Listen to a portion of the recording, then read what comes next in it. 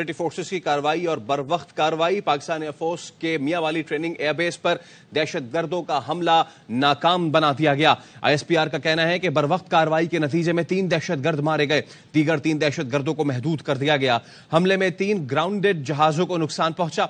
Base पर clearance operation हतमी मराहिल में है। मुसल्लह अफवाज हर कीमत पर दहशतगर्दी के खात्मे के लिए पुरज़्म है। ग्राउंडेड एयरक्राफ्ट से मुराद वो तैयारे हैं जो पुराने होने के बायस इस्तेमाल में नहीं थे। तो आज की सबसे अहम डेवलपमेंट, सिक्योरिटी फोर्सेस की फौरी और बर वक्त कार्रवाई। बात करेंगे, हमारे साथ मौजूद हैं इसी मामले पर गुफ्तगू करने के लिए ब्रिगेडियर रिटायर्ड वकार हसन साहब। वकार साहब, बहुत शुक्रिया, बहुत ही अहम मामले पे गुफ्तगू आप कर रहे हैं हमसे।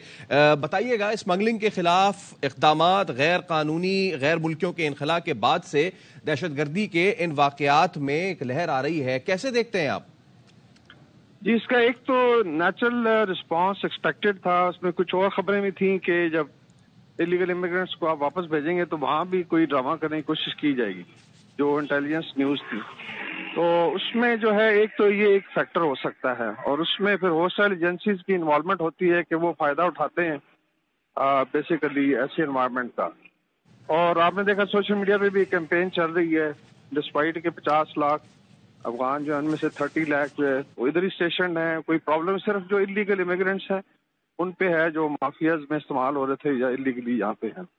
दूसरा फैक्टर है भारत का, जो आज भी जो लेटेस्ट न्यूज है कि मणिपुर रियासत में बहुत ज्यादा आग लगी हुई है, सिविल वॉर की सिचुएशन है।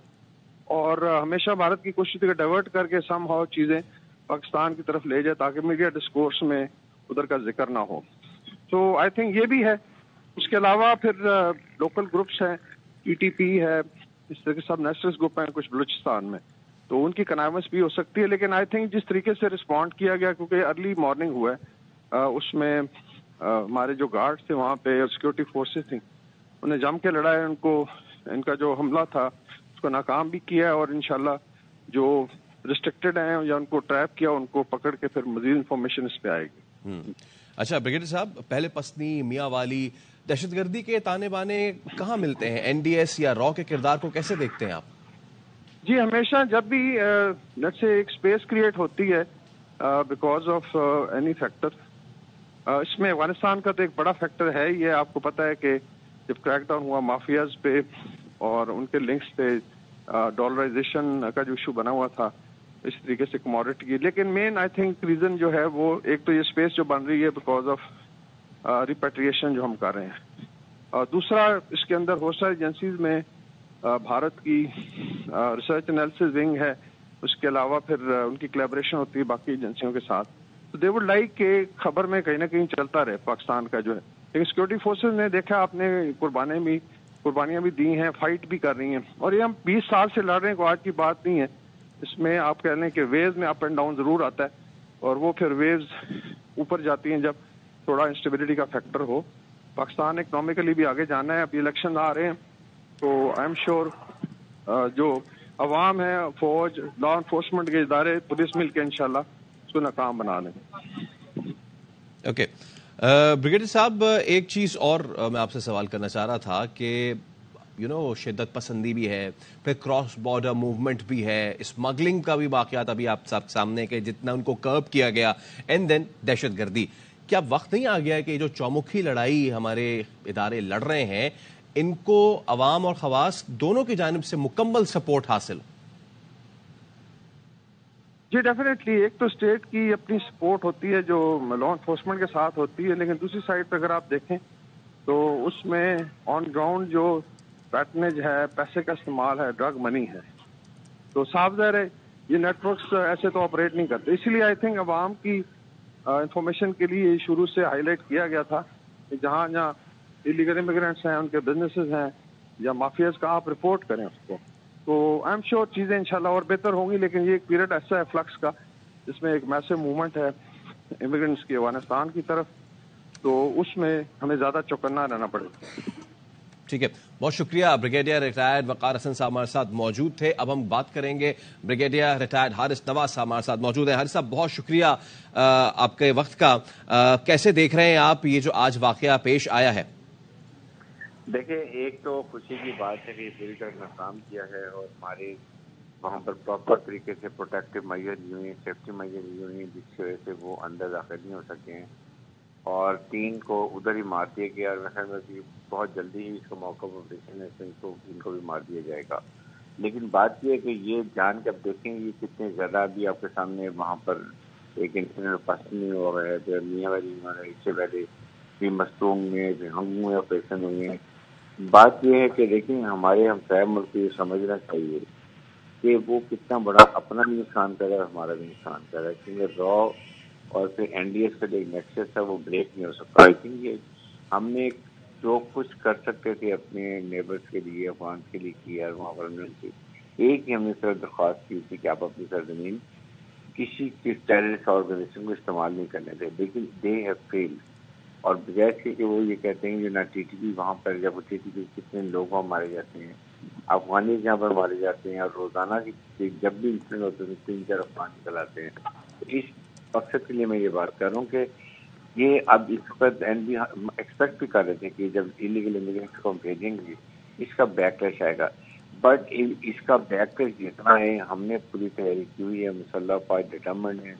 چیف آرمی صاحب نے بڑا کلیئر کیا ہے کہ now we have to ensure کہ پاکستان دہشت گردی ختم ہو، اور اس کے لیے تمام انلیگل امیگرینٹس کو اپنے اپنے ممالک میں جانا پڑے گا. اس کے اوپر کمپرومائز نہیں ہوگا. اگر یہ تھوڑا بہت ہمیں نقصان ہوتا بھی ہے تو الٹیمیٹلی لانگ رن میں اس کا ہمیں بہت فائدہ ہوگا، اور وہ ہوگا کہ پاکستان میں امن آ جائے گا، ٹیرر ایکٹیویٹی ختم ہو جائیں گی، یہ اسٹریٹ کرائم ختم ہو جائیں گے، ڈرگس ختم ہو جائے گی. ہم نے اینٹی اسمگلنگ کو کنٹرول کیا ہوا ہے، پھر اس کے بعد ڈرگس کو کنٹرول کیا ہے، اسٹریٹ کرائم جو ہوتے ہیں وہ کم کیے ہیں. اور سب سے زیادہ نقصان بھی ہمارے پشتون بھائیوں نے اٹھایا، چاہے وہ بلوچستان میں ہو یا کے پی کے میں ہو. اس لیے یہ پہلی بات ہمیں کلیئر کر دینی چاہیے کہ پشتون ہمارے پاکستانی محب وطن ہمارے بھائی ہیں. ہماری آرمی میں ایک 24 ریجمنٹ ہے جس میں تمام ہمارے اور بہت ہی اچھے پروفیشنل آفیسرز ہیں. اس لیے یہ جان کے ابہام پیدا کیا جاتا ہے کہ وہ ایسی بات نہیں ہے. اٹ از اونلی کہ افغانستان کے پاکستان افغانستان 2 فرق ملک ہیں، اس لیے ہم جا رہے ہیں. اور اب I think I am sure کہ ہماری مسلح افواج کو ایجنسیز روزانہ کی ڈیلی وہ لگے ہوئے کہ ان کے نیٹ کو بسٹ کیا جائے، یہ کہاں پہ چھپتے ہیں، کون سہولت کار ہیں، ان کو پکڑے ہیں.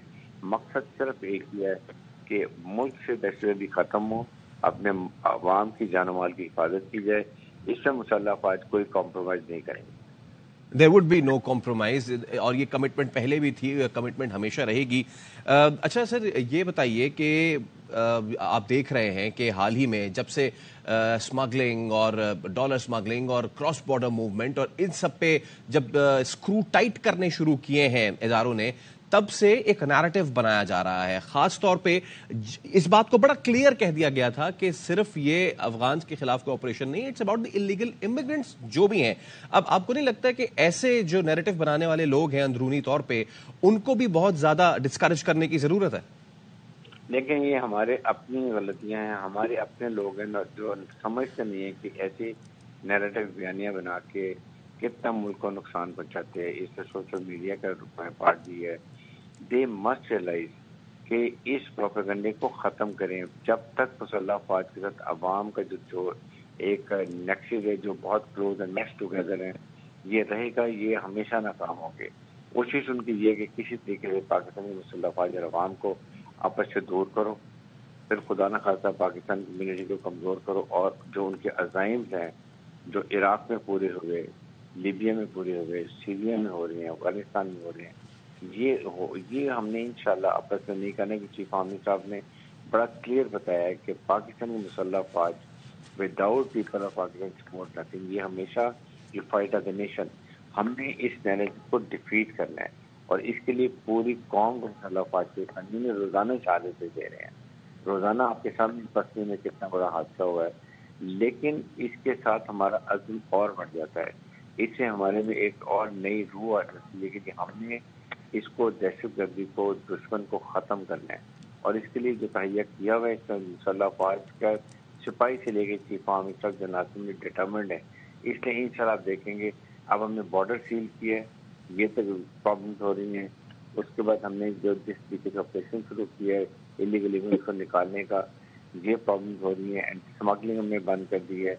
یہ جو چیزیں اس سے اور زیادہ ہم ڈٹرمنٹ ہونے کہ ہم نے ان چیزوں کو ختم ہونے تاکہ پاکستان میں امن قائم کیا جائے، بزنس کرنے کی انوائرمنٹ کی جائے تاکہ کاروباری زندگی چل سکے اور پاکستان اکنامک پراسپرٹی چل جائے۔